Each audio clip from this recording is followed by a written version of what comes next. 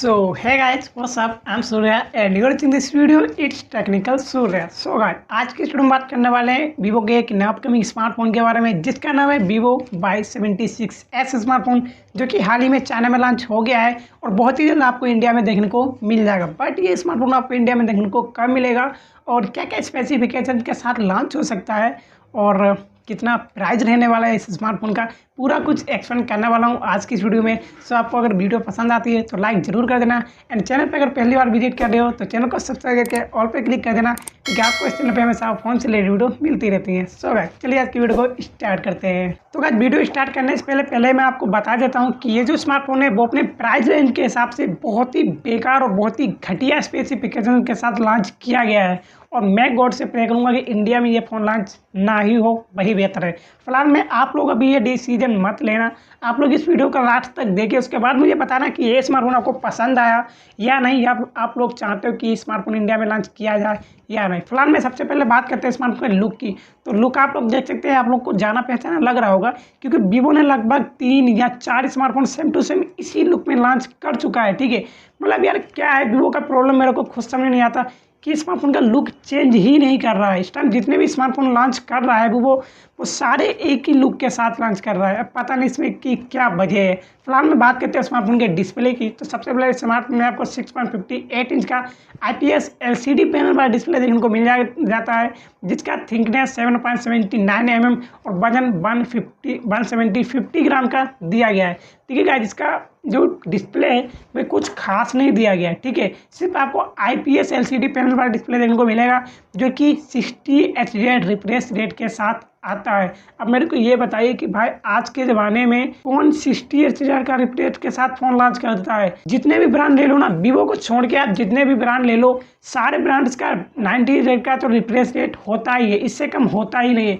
But Vivo ने अभी तक 2-3 फ़ोन ऐसे लॉन्च किए हैं जिसका रिफ्रेश रेट 60 Hz का दिया गया है। मतलब इतना ज़्यादा रिफ्रेश रेट कम है कि आपको क्या बताऊँ यार। उसके अलावा स्मार्टफोन के मीडियाटेक डायमेंसिटी की बात करें जो कि 810 पर काम करता है। हालांकि इसका जो मीडियाटेक डायमेंसिटी है वो सही दिया गया, बाकी सारे स्पेसिफिकेशन बेकार है, मैं खुद बोल रहा हूँ, लेकिन मीडियाटेक डायमेंसिटी काफ़ी अच्छा दिया है। यही तो वीवो की बात है कि बाकी सब स्पेसिफिकेशन बेकार होंगे बट मीडियाटेक डायमेंसिटी ठीक ठाक दे देता है। मतलब गेमिंग आप स्मार्टफोन में अच्छी खासी कर पाओगे क्योंकि मीडियाटेक डायमेंसिटी है वो अच्छा दिया गया है। उसके अलावा smartphone Android 11 best original OS पर काम करता है। साथ ही स्मार्टफोन में आपको डिस्प्ले के साथ साथ कैमरा कलेक्शन भी कुछ खास देखने को नहीं मिलेगा। कैमरा कलेक्शन की बात करते हैं गाइस, तो स्मार्टफोन में आपको 50 मेगापिक्सल का प्राइमरी कैमरा, डायरेक्ट 2 मेगापिक्सल का आपको मैक्रो लेंस देखने को मिल जाएगा। मतलब अगर 20-25 हज़ार के बीच का अगर स्मार्टफोन है तो कम से कम भाई बैक में ट्रिपल रियर कैमरा सेटअप तो दे देते हैं यार, लेकिन नहीं,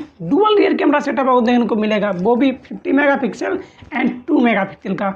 एंड सेल्फी कैमरे की बात करते हैं तो सेल्फी कैमरा बहुत ही ज़्यादा घटिया दिया गया है अपने प्राइस रेंज को देखते हुए, जहाँ पे आपको 8 मेगापिक्सल का सेल्फी कैमरा देखने को मिल जाएगा। भाई स्मार्टफोन 10-15 हज़ार रुपये का नहीं है, 20 से 25 हज़ार रुपये का स्मार्टफोन है, वो भी इतने ज़्यादा ख़राब स्पेसिफिकेशन के साथ। मैं क्या बताऊँ, तो 8 मेगापिक्सल का आपको सेल्फी कैमरा देखने को मिलेगा जो कि प्राइस रेंज को देखते हुए बहुत ही बेकार है। और अगर स्मार्टफोन का प्राइस कम होता है 10 से 15 हज़ार तो बहुत अच्छा था। एंड गाइस अब बात करते हैं स्मार्टफोन की बैटरी बैकअप की। तो बैटरी बैकअप की बात करें तो स्मार्टफोन में आपको 4100 mAh की बैटरी देखने को मिल जाएगी। जी हाँ गाइस, आपने बिल्कुल सही सुना, 4100 mAh की बैटरी जो कि 44 वाट फास्ट चार्जिंग के साथ आती है। हालांकि इसका फास्ट चार्जिंग सही दिया है बट इसका जो बैटरी बैकअप है वो काफ़ी ज़्यादा कम दिया गया है। अब मैं क्या बताऊँ आपको, कम से कम यार 4500 mAh की बैटरी तो होनी चाहिए थी, या फिर 5000 mAh की होती तो काफ़ी अच्छी बात होती, बट 4100 mAh की बैटरी दी गई है। हालांकि वीवो अपने स्मार्टफोन में ज़्यादा mAh की बैटरी नहीं देता है। मतलब ये तो सबको पता है कि वीवो का स्मार्टफोन 4500 4700 बहुत ही ज़्यादा हो जाए तो 5000 mAh की बैटरी, इससे ज़्यादा बैटरी प्रोवाइड नहीं कराता है, बट ये कुछ ज़्यादा ही कम हो गया यार। हालांकि फास्ट चार्जिंग दे दी है जिससे आप अपना स्मार्टफोन जल्दी चार्ज कर पाओगे बट जल्दी डाउन भी हो जाएगा। तो फिलहाल में आपको बैटरी बैकअप कैसा लगा कमेंट करके जरूर बताना। मेरे को बैटरी बैकअप भी बहुत ही ज़्यादा कम लगा। एंड बात करते हैं स्मार्टफोन के कनेक्टिविटी फीचर्स की। तो कनेक्टिविटी फीचर्स के लिए स्मार्टफोन में आपको face unlock features, side mounted fingerprint, USB Type-C port, wifi, Bluetooth, GPS, USB Type-C और 3.5 mm हेडफोन जैक भी आपको देखने को मिल जाएगा। देखिए साइड माउंटेड फिंगरप्रिंट दिया गया तो कोई बड़ी बात नहीं है, ठीक है। साइड माउंटेड फिंगरप्रिंट आजकल के ज़माने में बहुत ही आम हो गया है, क्योंकि अगर आप 10-12 की रेंज में कोई भी स्मार्टफोन परचेज करते हो तो उसमें भी आपको साइड माउंटेड फिंगरप्रिंट देखने को मिल ही जाएगा। बट ये तो स्मार्टफोन 20-25 हज़ार की रेंज में है यार। और मैं एक बार मैं आपसे फिर भी कहना चाहूँगा कि वीवो का स्मार्टफोन है, हालांकि इसका प्राइस काफ़ी ज़्यादा है, बट वीवो के स्मार्टफोन बहुत ही भरोसेमंद होते हैं।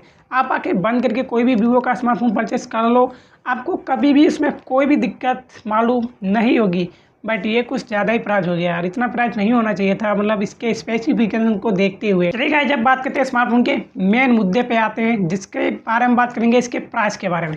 तो इसके प्राइस की बात करें तो फिलहाल में ये चाइना में लॉन्च हुआ है और चाइना में इसका प्राइस रखा गया है 8GB प्लस 128GB स्टोरेज के साथ 20,800 रुपये and 8GB plus 256GB storage के साथ इसका प्राइस रखा है 23,446 रुपये। तो इसका चाइनीज़ प्राइस है, ठीक है, मतलब चाइनीज प्राइस कुछ ज़्यादा है और इंडिया में फ़िलहाल में इतने प्राइस के साथ लॉन्च नहीं किया जाता। आई नो कि इंडिया में इससे कम प्राइस में लॉन्च किया जाएगा स्मार्टफोन, बट हद से ज़्यादा 18 या 19 हज़ार, इससे कम या फिर इससे ज़्यादा में तो लॉन्च हो सकता है, बट इससे कम प्राइस में लॉन्च नहीं हो सकता है। फिलहाल में आपको ये स्मार्टफोन इंडिया में देखने को कब मिलेगा इसके बारे में कोई भी इंफॉर्मेशन नहीं मिली है, बट आपको ये स्मार्टफोन जल्दी इंडिया में देखने को मिल जाएगा, जो कि लगभग आपको 1 मंथ या फिर 2 मंथ का इंतज़ार करना पड़ सकता है, या फिर ये 2021 में ही आ सकता है या फिर 2022 में तो क्लियर ये आ जाएगा। बट आपको ये स्मार्टफोन कैसा लगा कमेंट करके ज़रूर बता देना। फिलहाल में मेरे को तो बिल्कुल भी पसंद नहीं आया और मैं नहीं चाहूँगा ऐसा स्मार्टफोन को परचेज करना। आप चाहते हो कमेंट करके जरूर बता देना।